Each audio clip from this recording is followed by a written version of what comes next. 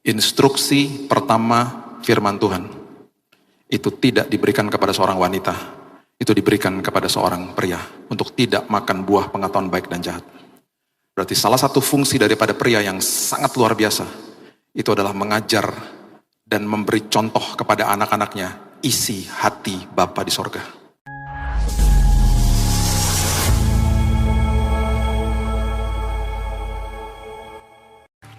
Tuhan, kami sadar bahwa salib itu yang memberikan kami pengharapan. Kami ada hari ini Tuhan, kami berdiri ada nafas kehidupan, semua karena salib Yesus.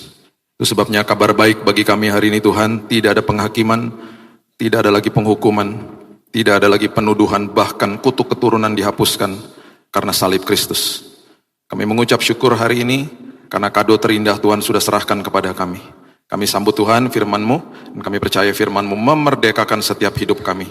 Dan Engkau sendiri Tuhan yang berbicara. Di dalam nama Tuhan Yesus kami berdoa dan mengucap syukur. Kita sama-sama katakan, amin, amin, amin, amin. Silakan duduk. Shalom Bapak Ibu. Ini nggak liburan ya, masih rame ya. Airport udah penuh di mana-mana. Saya kemarin tiba di Surabaya, full semuanya. Dan arus balik ke Jakarta juga sudah tol-tol sudah dijadikan one way semuanya. Bahkan arus yang keluar dari Jakarta ditutup supaya tidak macet, supaya mengurangi kemacetan, macet sudah pasti. Semua yang bepergian, yang nanti mungkin akan pergi kemanapun, doa saya Tuhan menyertai. Kalau naik pesawat, kalau ada bumpy, ada turbulence, ingat kita diberikan kuasa dan otoritas sama Tuhan. Kita bisa berdoa loh atas cuaca yang buruk. Saya berkali-kali di pesawat, saya bilang Tuhan, saya mau pesawat saya smooth. Saya mau pesawat saya tidak tergoncang. Kalaupun ada turbulence, gak usah mengagetkan orang-orang Tuhan. Saya traveling sudah 20 tahun. Sekalipun saya gak pernah ngalamin turbulensi yang paling berat, cuman sekali. Itu udah lama sekali, cuman sekali saya sama anak saya. Tapi setelah itu, saya dibuat sadar, Tuhan bilang, kenapa kamu gak doakan? Kan kamu dikasih otoritas atas bumi ini. Iya betul juga Tuhan.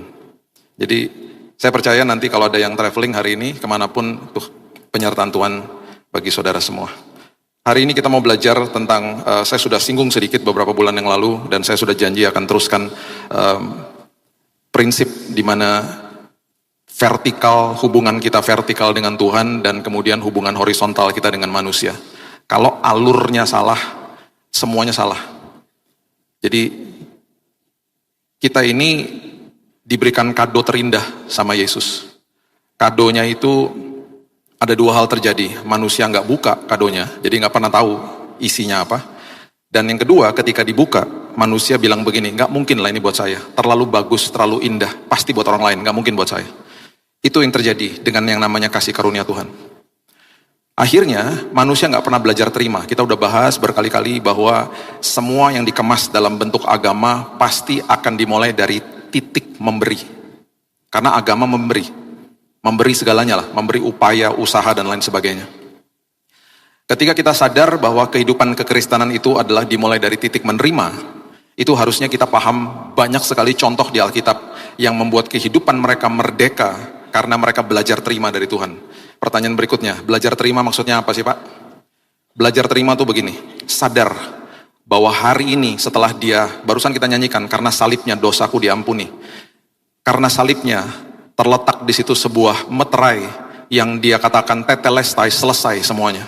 Itu sebabnya Roma 8 ayat 1 mengatakan tidak ada lagi penghukuman di dalam Kristus Yesus.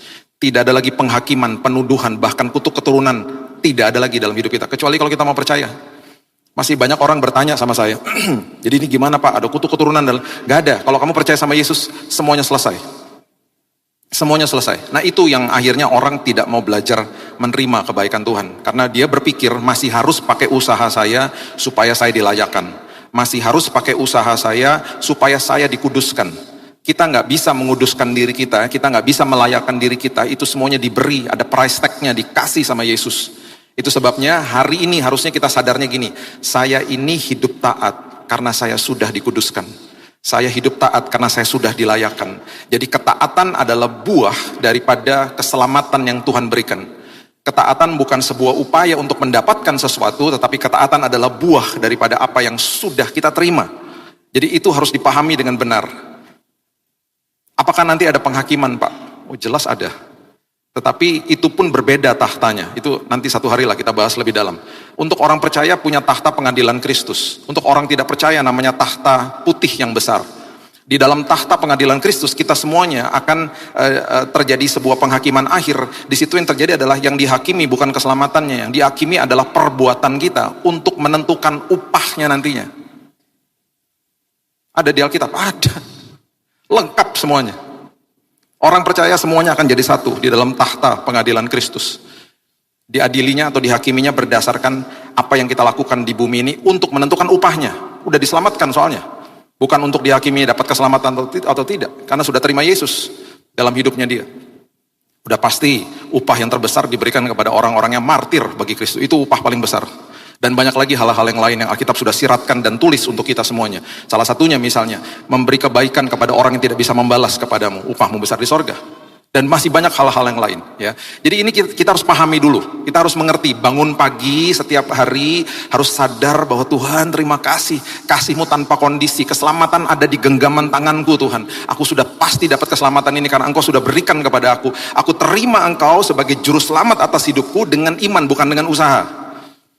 Jadi secara posisi di awal kita sudah dikuduskan secara posisi, namanya positional sanctification, dikuduskan posisi kita. Nah hari ini secara kita hidup ini pembaharuan budi itu namanya progressive sanctification. Setiap hari kita diubahkan, sekolah kehidupan, kita udah bahas di bulan yang lalu, bahwa ada badai dalam hidup ini, dan itu adalah sekolah kehidupan, jangan keluar dari badainya, jangan kabur dari kelasnya, biarkan kelasnya selesai. Biarkan sekolah kehidupan selesai. Biarkan kita akhirnya lulus dalam semua aspek kehidupan kita. Udah pasti kita semuanya punya kekurangan dan kelemahan. Ya. Jadi itu dasarnya dulu. Nah coba lihat sekarang Lukas pasal yang ke-10. Ayatnya yang ke-38 sampai 42. Lukas pasal yang ke-10 ayat 38 sampai 42. Kalau vertikalnya menerima. Karena itu yang diajarkan sama firman Tuhan. Itu menerima. Horizontalnya kita harus memulai dari titik memberi. Berarti apa? Sesama manusia kita mulai dari titik memberi, bukan menerima. Kalau menerima berarti kita nuntut dari orang lain. Jadi paham dulu ya. Jadi kalau terbalik bahaya loh. Kalau kita agamawi, kita memberi kepada Tuhan, pasti kosong di sini. Karena nggak belajar terima toh. Ketika kosong kita kan perlu diisi. Sesama kita akhirnya hubungan horizontal itu kita akan menuntut orang lain untuk memuaskan apa yang kita butuhkan di dalam sini. Akhirnya kebalik-balik. Akhirnya kita punya hubungan sama Tuhannya juga akhirnya tidak bertumbuh, hubungan sesama kita juga akhirnya kita jadi membawa kerusuhan bagi orang-orang di sekitar kita. Itu yang Alkitab katakan, membawa cemar bagi mereka. Ya, jadi ini alurnya harus betul dulu. Aku datang bawa hidup yang berkelimpahan, life that filled with abundance. Itu artinya di dalam sini full. Makanya ya, orang kalau mau menikah, arti kata sepadan, orang banyak yang bilang berarti harus satu agama. Satu agama pun belum tentu sepadan. Sepadan itu berarti dia full dalam Tuhan. Yang satu full di dalam Tuhan. Baru dia nikah. Itu sepadan. Jadi satu sama lain gak akan nuntut. Bahkan akan memberi. Bahkan dia tidak akan punya prinsip, saya lagi cari orang yang tepat. Gak ada orang yang tepat. Dia akan prinsipnya berubah. Saya mau jadi orang yang tepat buat kamu. Karena filled hidupnya. Karena apa? Itu semuanya karena vertikalnya menerima. Ketika Yesus dan murid-muridnya dalam perjalanan. Lukas 10 ayat 38. Tibalah ia di sebuah kampung, seorang perempuan bernama Marta menerima dia di rumahnya. Perempuan itu mempunyai seorang saudara bernama Maria. Perhatikan ini. Posisinya Maria. Lihat. Maria duduk dekat kaki Tuhan dan terus mendengarkan perkataannya. Maria duduk di kaki Tuhan dan menerima dari Tuhan. Kalau orang di dalam ranah pelayanan dan agamawi akan bilang gini, malas banget sih, layani Tuhan dong, pelayanan dong. Sedang Marta sibuk sekali, ayat 40, melayani. Harusnya kayak gitu, pelayanan dong. Bahkan dikatakan begini, kamu pelayanan supaya kamu diberkati. Ngawur aja. Kamu pelayanan karena terlebih dahulu Kristus telah mati bagi hidupmu. Itu yang benar. Terbalik-balik akhirnya kan. Ia mendekati Yesus dan berkata, Tuhan, tidakkah Engkau peduli bahwa saudaraku membiarkan aku melayani seorang diri? Suruhlah dia membantu aku. Itu adalah sebutan atau pernyataan banyak orang yang tidak mengerti arti daripada menerima dari Tuhan. Kamu begini dong, kamu begitu dong buat Tuhan, kamu begini. Dimulainya dari titik memberi, salah akhirnya. Tuhan menjawabnya, mengatakan begini, Marta, engkau khawatir dan menyusahkan diri dengan banyak perkara. Perhatikan ini, tetapi hanya satu saja yang perlu. Berarti nggak ada duanya. Yang kedua, Maria telah memilih bagian terbaik. Berarti nggak ada yang lebih baik daripada itu. Yang ketiga, yang tidak akan diambil daripadanya. Apa? Duduk di kakiku dan belajar terima kasih karunia-Ku. Itu yang Yesus mau. Itu yang Tuhan mau kita lakukan hari lepas hari. Saya sadarkan diri saya kalau bangun pagi, setiap bangun pagi, tadi di kamar hotel juga saya bangun pagi, saya bilang, Tuhan terima kasih buat kasih-Mu yang tanpa kondisi buat hidupku. Terima kasih Tuhan buat kebaikan-Mu yang dahsyat. Setiap hari saya mau sadarkan jiwa dan roh saya. Terima kasih Tuhan buat kasih-Mu yang selalu luar biasa dan tidak pernah sedetik pun Kau tinggalkan aku. Makasih ya Tuhan. Mulai hari dengan sederhana, dengan itu aja. Lihat hidupmu akan mulai berubah nantinya. Kenapa? Setiap hari kita mulai hari dengan belajar menerima dari Tuhan. Langsung kebalik-balik. Marta bilang apa? Pelayanan dulu. Enggak, terima dulu. Makanya seringkali memang di atas mimbar dikatakan begini, ayo Bapak Ibu berikan yang terbaik. Kita bingung berikan terbaik apa? Kita nggak bisa memberikan sesuatu kalau kita nggak punya sesuatu itu. Saya nggak bisa kasih yang terbaik kalau sebelum saya punya yang terbaik. Berarti saya harus terima dulu yang terbaik, full di dalam sini dengan kebaikan Tuhan, sadar bahwa Dia tidak menghakimi saya, Dia tidak menuduh saya. Ketika saya full dan terima semua itu, akhirnya hidup ini berkelimpahan dan saya bisa memberi. Tanpa disuruh saya akan beri. Yohanes 12 ayat 1 sampai ayat yang ke-7 mengatakan begini. Beberapa hari sebelum Yesus naik ke kayu salib, Dia mampir lagi ke rumahnya Maria. Perhatikan apa yang terjadi. Yohanes 12 ayat 1. 6 hari sebelum Paskah, Yesus datang ke Betania, tempat tinggal Lazarus yang dibangkitkan Yesus dari antara orang mati. Di situ diadakan perjamuan untuk dia. Marta melayani. Marta melayani lagi. Sedang salah seorang yang turut makan dengan Yesus adalah Lazarus. Maka Maria, karena terima yang terbaik, nggak usah disuruh, dia memberikan yang terbaik. Gak ada yang suruh. Apa yang dilakukan? Dia mengambil setengah kati minyak narwastu murni yang mahal harganya. Lalu ia meminyaki kaki Yesus, menyeka dengan rambutnya, bau semerbak di seluruh rumah itu. Bapak Ibu, minyak narwastu itu mahal. Sampai hari ini mahal. Bapak Ibu yang pernah pergi ke Israel, pernah diajak mungkin ke Mesir, ada beberapa tempat di mana kita bisa diajak dan lihat berapa harganya minyak narwastu. Minyak narwastu, pernah ada botol sekecil ini, teman saya bawa ke rumah saya, tumpah jatuh di lantai saya. Itu seminggu gak hilang baunya. Udah dipel gak hilang. Senang saya, karena bau semerbak. Itu minyak narwastu itu saking mahalnya. Dia mempunyai aroma yang luar biasa sebenarnya. Dikasih sama Maria. Gak ada hitung-hitungannya sama Tuhan. Pemberian terbaik aku berikan. Lihat apa yang terjadi. Yudas Iskariot, seorang dari murid-murid Yesus yang akan segera menyerahkan dia, berkata, minyak narwastu harusnya ini dijual 300 dinar, uangnya diberikan kepada orang miskin. Dia katakan begini karena memang mahal harganya. Ini adalah pernyataan bahwa yang diberikan sama Maria itu mahal. Hal itu dikatakannya bukan karena ia memperhatikan nasib orang miskin, melainkan karena ia adalah seorang pencuri, sering mengambil uang yang disimpan dalam kas yang dipegangnya. Ini adalah pernyataan bahwa memang minyak itu mahal. Perhatikan ayat 7. Ini amazing. Ada sesuatu yang terjadi. Yesus katakan begini, biarkan Maria melakukan hal ini untuk mengingat hari penguburanku. Saat itu, waktu Yesus mengatakan ini kepada Maria dan ada orang-orang di sekelilingnya, semua pasti tidak sadar atau tidak mengerti apa yang dia sedang katakan. Perhatikan prinsip ini baik-baik. Merupakan sebuah tradisi Yahudi bagi wanita-wanita untuk melumuri tubuh jenazah daripada kerabat, sahabat, teman atau keluarga dengan lumuran rempah-rempah. Makanya kita pernah baca ada wanita-wanita datang ke kubur Yesus bawa rempah-rempah toh. Ketemu gak sama Yesusnya? Yesus sudah bangkit. Mereka kehilangan kesempatan itu. Rupanya satu-satunya orang yang mempunyai kesempatan untuk melumuri tubuh Yesus dengan wangi-wangian itu Maria. Karena beberapa hari setelah ini Yesus naik ke kayu salib. Dan rupanya wangi-wangian itu, minyak narwastu itu masih melekat di kaki Yesus. Makanya dia katakan apa? Biarkan dia lakukan ini. Kalau saya bisa tambahkan, izinkan saya tambahkan, dia hanya satu-satunya wanita yang memiliki kehormatan untuk melumuri tubuhku dengan wangi-wangian. Kenapa? Karena dia selalu belajar terima yang terbaik dari saya. Ketika kita belajar terima yang terbaik, kehidupan kita akhirnya jadi kado buat orang lain. Bahkan kita berikan hidup ini untuk Tuhan. Gak ada yang suruh.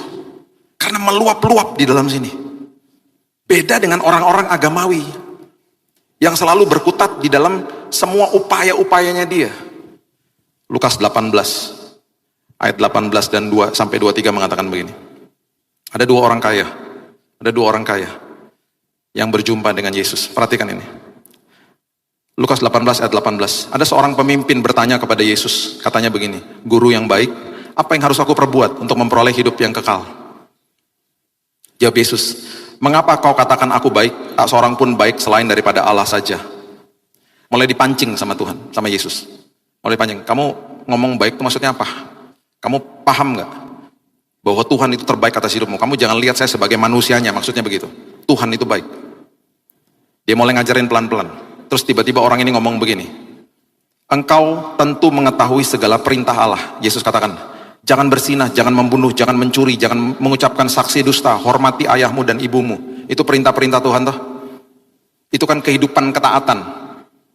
Perhatikan kata orang ini. Semuanya telah kuturuti sejak masa mudaku.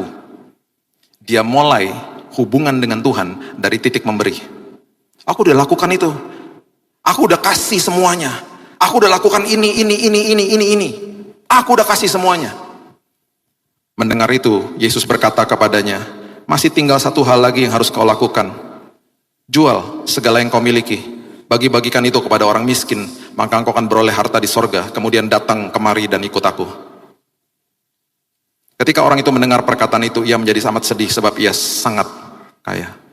Ketika kita mulai dari titik memberi, kita akan kosong di dalam sini. Kita hanya berkutat dengan apa yang kita lakukan di luar. Saya udah gitu. Makanya banyak orang Kristen datang begini. Saya udah doa, saya udah puasa, kok Tuhan gak jawab? Dimulai dari titik memberi, bukan menerima. Orang yang mulai dari titik menerima, gak mungkin ngomong begitu. Saya udah doa, saya udah puasa, selagi saya menunggu jawaban doa, saya diubahkan Tuhan. Saya dapat kekuatan dari Tuhan. Makasih ya Pak, terus dukung doa saya ya Pak. Saya ngalami kebaikan Tuhan luar biasa. Udah dapat jawaban doanya Bu? Pak, belum.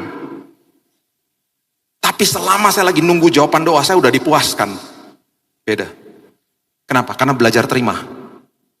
Dia sadar, ikut Tuhan gak pakai formula. Beda sama ini.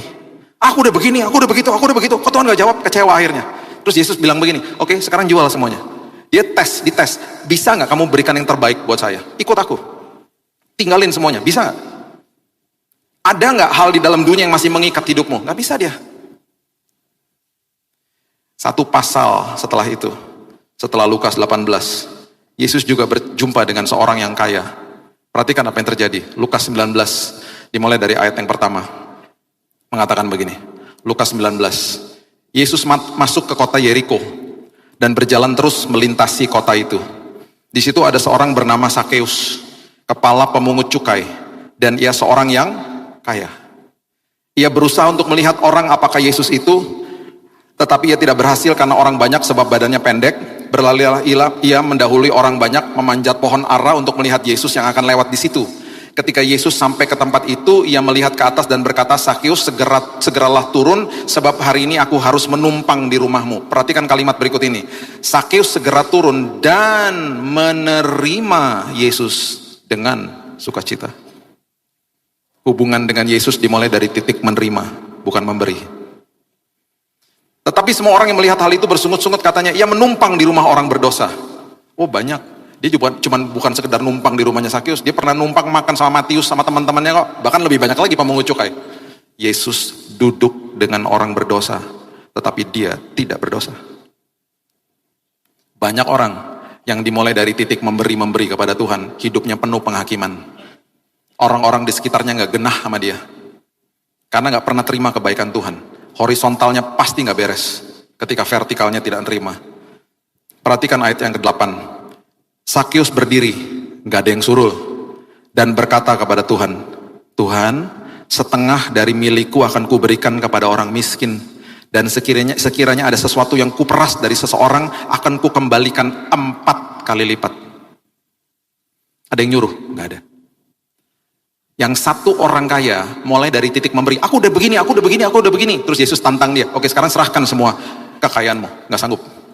Yang satu, mulai titiknya dari titik menerima, nggak ada yang suruh. Dia bilang apa? Aku mau kembalikan uang-uangnya aku peras bahkan 4 kali lipat. Karena terima yang terbaik, akhirnya sanggup memberikan yang terbaik. Itu kehidupan kita harusnya begitu, vertikalnya harusnya begitu. Nah kemudian setelah kita belajar ini ya, menerima kebaikan, sanggup memberikan kebaikan.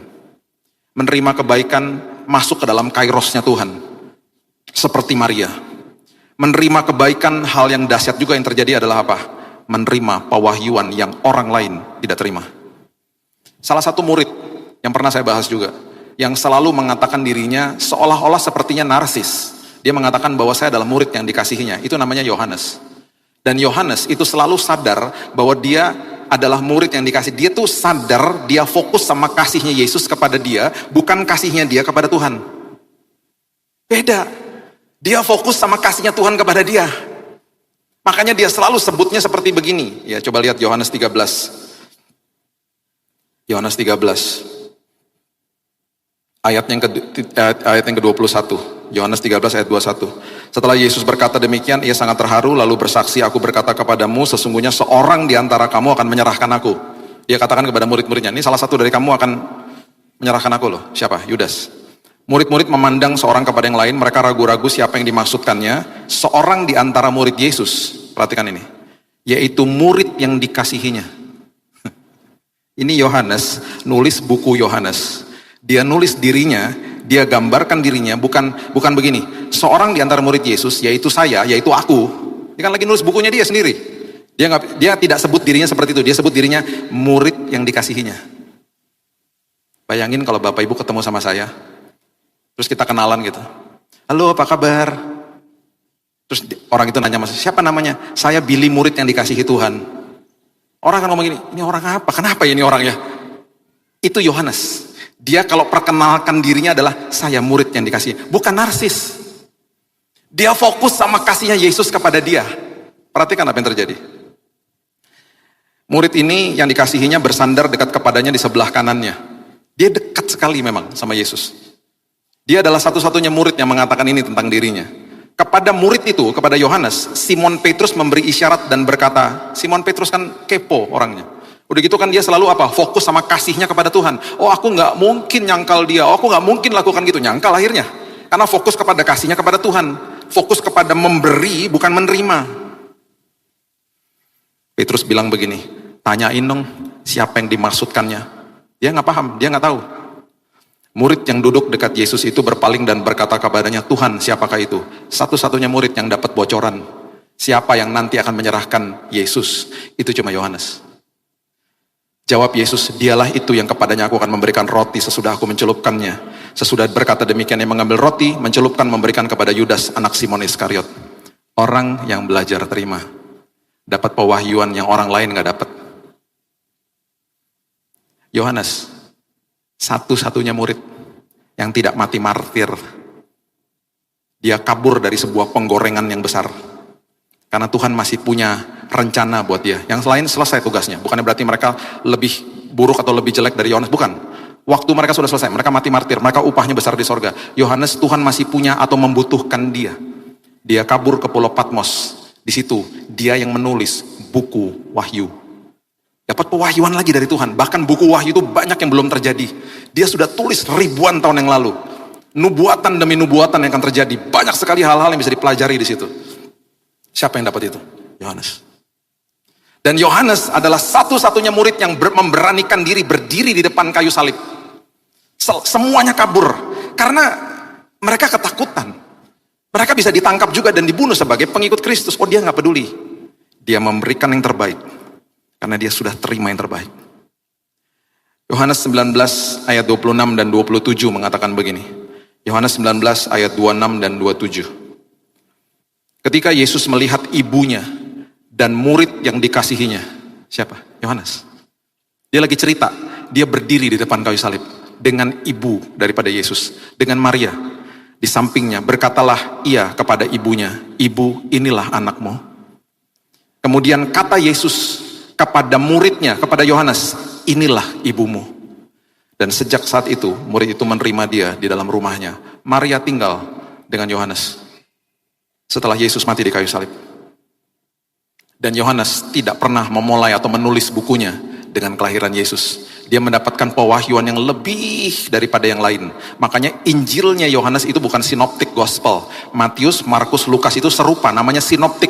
Injil sinoptik serupa. Karena Tuhan juga tahu itu sudah ditulis sama mereka. Tuhan memberikan pewahyuan yang berbeda.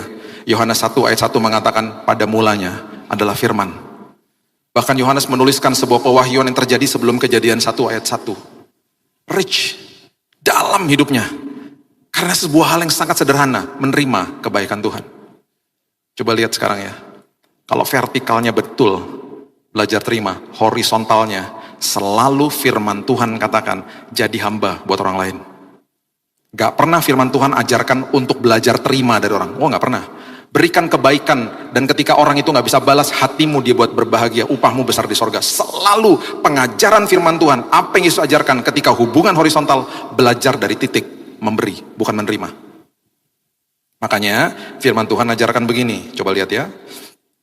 Yohanes 13 ayat 34, coba lihat ya. Yohanes 13 ayat 34. Aku memberikan perintah baru kepada kamu, yaitu supaya kamu saling mengasihi. Sama seperti aku telah mengasihi kamu, demikian pula kamu harus saling mengasihi. Jadi saling mengasihi itu karena terlebih dahulu Kristus telah mengasihimu. Berarti apa? Belajar terima toh kasihnya Tuhan, penuh dengan kasih Tuhan di sini, baru bisa memberi, baru bisa saling mengasihi. Ada hubungan saling. Kita nggak bisa saling mengasihi, kita nggak bisa mengasihi kalau kita nggak pernah ngalami kebaikan Tuhan.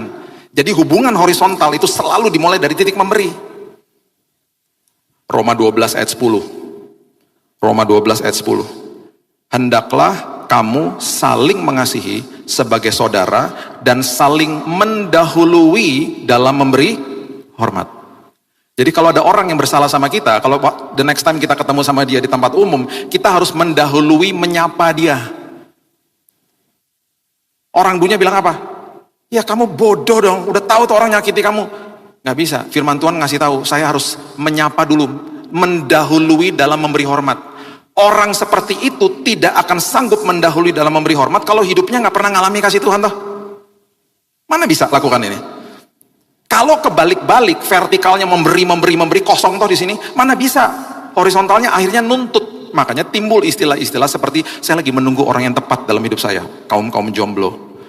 Harusnya nggak begitu. Kalau kita terima kebaikan Tuhan, kaum jomblo akan ngomong ini. Saya sedang mempersiapkan diri saya. Untuk nantinya ada orang yang masuk dalam hidup saya. Saya sedang mempersiapkan diri saya untuk menjadi orang yang tepat bagi dia. Dari sekarang saya sudah jaga kekudusan. Dari sekarang saya sudah mempersiapkan diri saya untuk menjadi suami, untuk menjadi istri yang benar dan baik untuk orang itu. Beda kan? Bisanya kita bisa lakukan itu kalau vertikalnya menerima. Akhirnya yang terjadi adalah orang akhirnya jadi termometer, bukan termostat. Termometer suhu lagi panas, ikutan panas. Cepat tersinggung, cepat marah, cepat sensitif. Tetapi orang yang menerima kebaikan Tuhan, ketika dia mengambil keputusan mau jadi orang yang tepat buat orang lain, dia jadi termostat. Seperti remote AC toh, dingin lagi dingin dihangatkan, lagi panas didinginin gitu loh. Dia yang ketika dia datang, dia yang jadi influencer di situ. Saya tutup sama ini Bapak Ibu. Orang yang selalu datang kepada Tuhan memberi. Hidup di dalam ranah agama, gak paham tentang kasih Tuhan. Akhirnya penuh dengan penghakiman. Saya cuma mau kasih tahu ini aja sama kita ya. Lukas 11 ayat 42 sampai 46 mengatakan begini. Bagi saya, kemarahan Yesus yang paling marah lah. Itu bukan waktu dia menjungkir balikan meja di Bait Allah, bukan. Bagi saya. Kalau saya pelajari kata demi kata, kemarahan dia yang paling marah lah, itu di ayat ini. Ini kata celakalah, itu di downgrade sama lembaga Alkitab pastinya. Karena ini kalimatnya sangat keras. Wow, bahasa Inggrisnya. Mati aja kamu. Keras loh. Yesus lo ngomong. Sama siapa? Orang agamawi. Karena orang penuh penghakiman soalnya. Orang bukan benci dosanya, tetapi orangnya pun dibenci sama dia. Makanya orang enggan ke gereja, ya, kecuali ke Bethany Nginden. Di sini orangnya semuanya paham tentang kebenaran firman. Ya. Dikatakan begini, tetapi celakalah kamu, hai orang-orang Farisi, sebab kamu membayar persepuluhan dari selasih, inggu, dan segala jenis sayuran, tetapi kamu mengabaikan keadilan dan kasih Allah. Yang satu harus dilakukan dan yang lain jangan diabaikan. Celakalah kamu, keluar lagi kalimat ini, hai orang-orang Farisi, sebab kamu suka duduk di tempat terdepan di rumah ibadat dan suka menerima penghormatan di pasar. Yang duduk di depan tenang aja ya, ini bukan buat Bapak Ibu. Jangan ntar minggu depan, aku gak mau duduk depan, itu ada ayatnya. Enggak, itu buat orang Farisi. Celakalah kamu, keluar lagi kalimat ini berkali-kali loh. Sebab kamu sama seperti kubur tidak memakai tanda, orang-orang berjalan di atasnya tidak mengetahuinya. Ini betul-betul dihina ini. Orang berjalan di atas kuburmu tidak tahu kamu dikuburkan di situ. Kenapa sih Yesus begitu marah? Perhatikan kalimat selanjutnya. Seorang dari antara ahli Taurat menjawab berkata kepadanya, Guru, dengan berkata demikian engkau menghina kami juga. Mereka rasa dihina. Perhatikan kalimat ini, ayat 46. Yesus menjawab, celakalah kamu juga. Berkali-kali loh dia ngomong celakalah. Sebab kamu meletakkan beban-beban yang tak terpikul pada orang. Sebab kamu sendiri tak menyentuh beban itu dengan satu jari pun. Maksudnya apa Bapak Ibu? Beban yang tak terpikul. Firman Tuhan tidak pernah mengajarkan ada beban yang gak bisa dipikul. Kecuali di ayat ini. Kuk yang kupasang ringan. Pencobaan yang kamu terima tidak akan melebihi kekuatanmu. Betul? Itu firman Tuhan tuh. Satu-satunya ayat yang mengatakan ada beban yang tak terpikul hanya ada di ayat ini. Maksudnya apa? Itu ketika orang menghakimi orang lain. Ada beban yang gak bisa dipikul sama orang itu. Bahkan orang bisa bunuh diri karena dibully. Orang bisa akhirnya mengakhiri hidupnya karena dia rasa dihakimi, dia gak diterima. Dengan kata lain Yesus katakan begini, itu tugas saya, bukan tugas kamu. Tugas kamu adalah mengasihi sesama manusia. Bahkan hari ini pun aku tidak hakimi manusia karena selesai di kayu salib. Kok kamu berani-beraninya lakukan itu? Saya tutup dengan ayat ini. Matius 27 ayat 3 sampai ayat yang kelima. Matius 27 ayat 3 sampai 5. Pada waktu Yudas yang menyerahkan dia melihat bahwa Yesus telah dijatuhi hukuman mati. Menyesallah ia. Yudas itu menyesal Bapak Ibu. Lalu ia mengembalikan uang yang 30 perak kepada imam-imam kepala dan tua-tua. Kepada orang-orang agamawi loh. Orang-orang yang harusnya mengerti toh firman. Makanya Yesus tentang mereka. Karena hidupnya mereka begitu, hanya show off aja. Gak menghidupi firman. Dan berkata, aku telah berdosa. Ini Yudas lo ngomong. Minta pertolongan. Karena menyerahkan darah orang yang tak bersalah. Perhatikan jawabnya mereka apa. Apa urusan kami dengan itu? Itu urusanmu sendiri.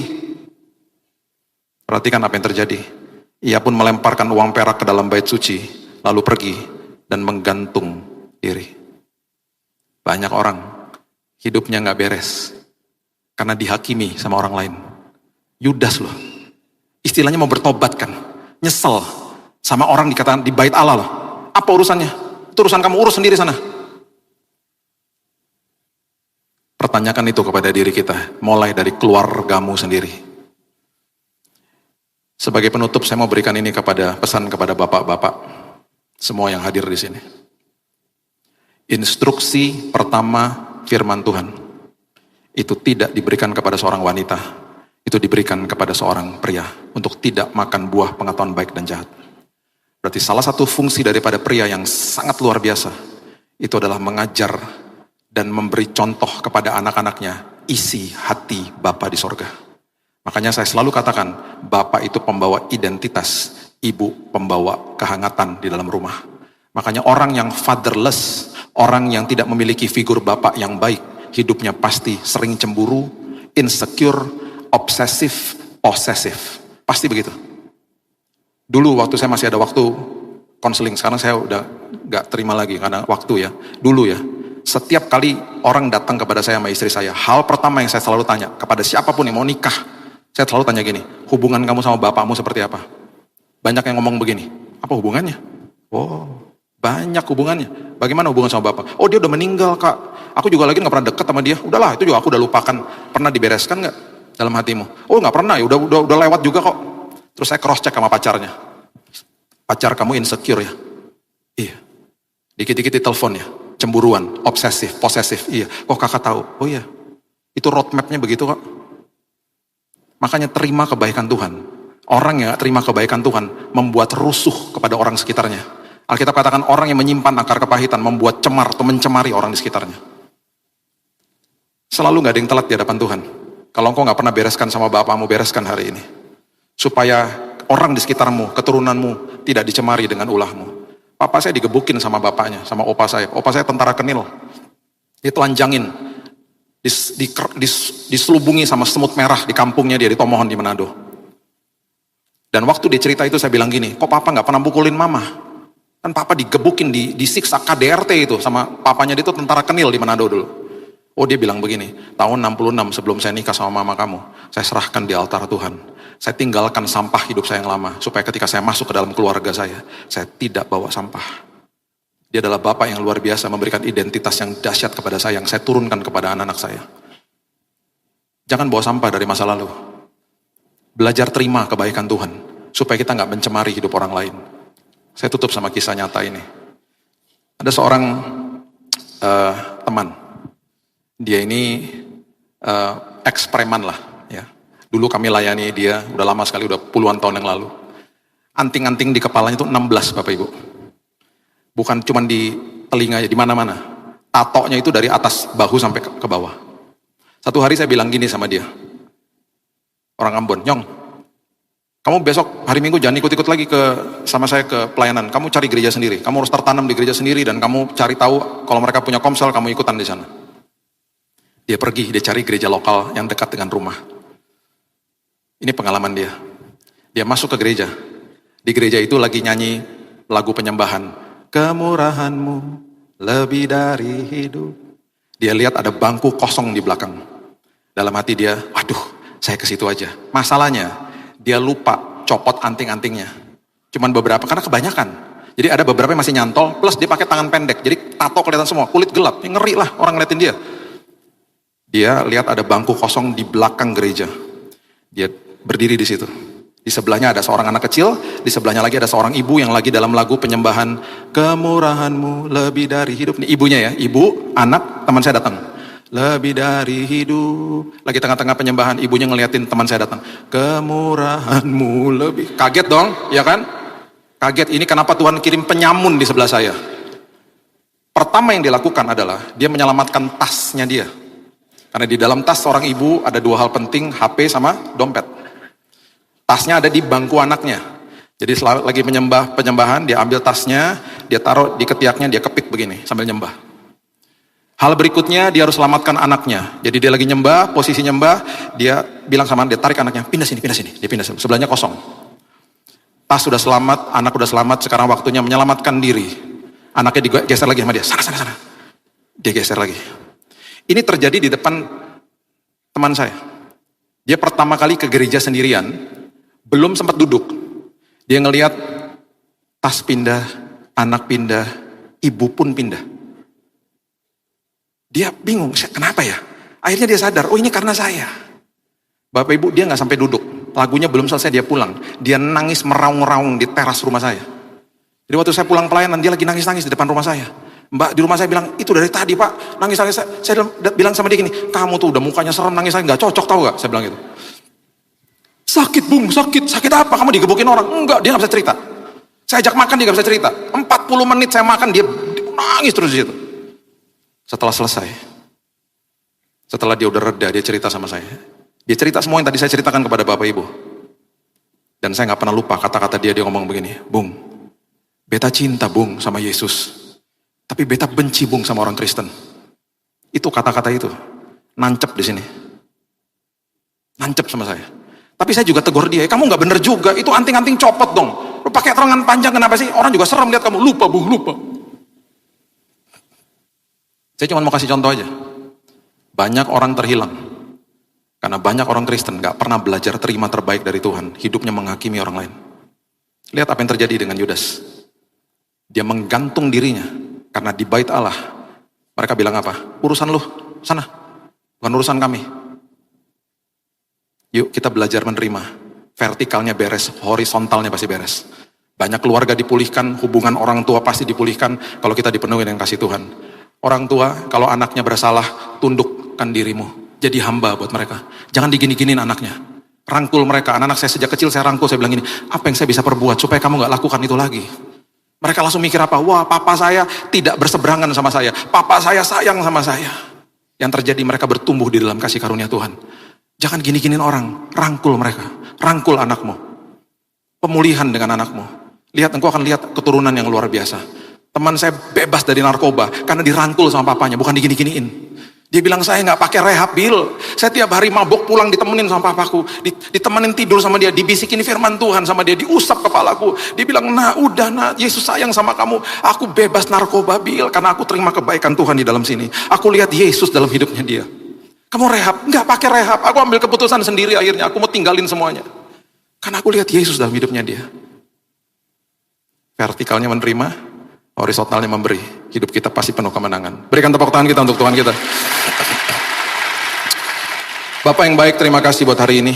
Biarkan firman ini Tuhan merasuki kehidupan kami. Supaya kami mengerti betapa besar dan dalamnya kasih-Mu kepada kami. Ajari kami supaya kami mengerti salib itu Tuhan. Pengorbanan-Mu yang dahsyat. Ajar kami supaya kami belajar menerima kebaikan Tuhan hari lepas hari. Yang tanpa kondisi. Supaya dalam hidup kami ini penuh Tuhan dengan kebaikan-Mu. Mungkin kami kemarin buat salah, tapi firman Tuhan selalu mengatakan Roh Kudus menginsafkan kami, bukan menuduh kami. Kalau sampai ada suara-suara yang menuduh karakter kami itu, kami tahu itu bukan suara Tuhan, itu suara iblis. Itu sebabnya hari ini Tuhan, kami mau menyadari hidup kami bahwa Engkau baik, Kau dahsyat, Kau luar biasa. Makin kami terima kebaikan Tuhan, makin akhirnya hidup kami penuh dengan kelimpahan kebaikan yang akan kami berikan tanpa disuruh Tuhan.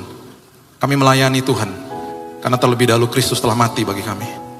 Kami berbuat baik kepada orang lain, bahkan kepada musuh kami, karena terlebih dahulu Kristus telah mengasihi kami.